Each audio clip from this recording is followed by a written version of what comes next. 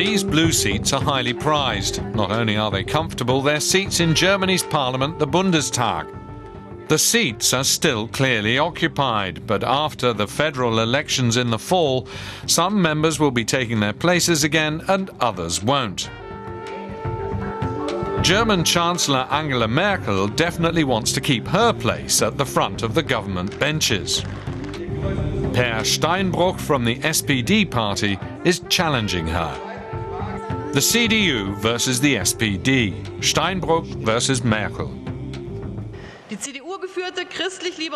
The coalition led by the conservative CDU together with the liberal FDP is the most successful federal government since reunification.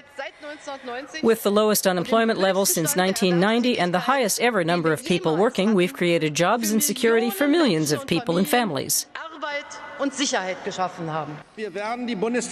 We'll use the elections to contest the CDU and CSU's social welfare policies. Instead of informal minimum wage levels, we want a statutory minimum wage. Instead of pushing down wages and avoiding collective agreements, we want fair pay for honest work and a strengthening of those agreements. Instead of topping up low-level pensions by 10 or 20 euros, a poverty-proof solidarity pension. Observers are sure the contest will be exciting, partly because Merkel and Steinbrück are such different personalities. Steinbrück will certainly emphasize substance. He's someone who's good at getting to the crux of the matter, and he'll be able to accentuate the choices between the two major parties. Merkel is sure to try to highlight her role as a crisis manager. Angela Merkel raised her profile in the euro crisis. She's the most powerful woman in Europe and one of the most important female politicians worldwide. Germans trust her, and the Chancellor is depending on that. Her party, the CDU, is counting on the Merkel effect. We get a feeling the population greatly approves of the way she represents our country in Europe. That means anyone wanting Angela Merkel to continue her good work should vote for her party. The problem is that neither of the major parties is likely to get a majority on its own. They would each need a partner to govern. The Greens are ready to work with the SPD. For months they've been riding a wave of success.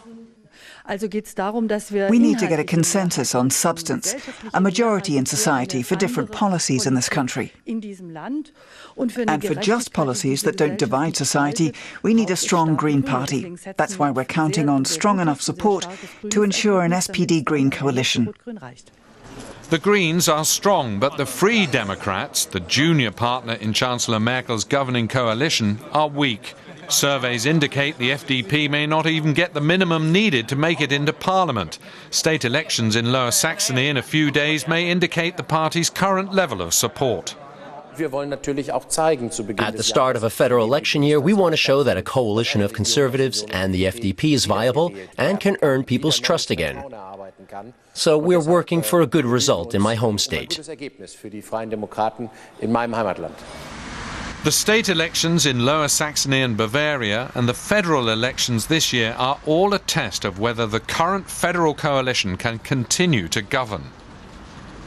There's no prevailing desire for change as there was in 1998, where everything indicated a turnaround.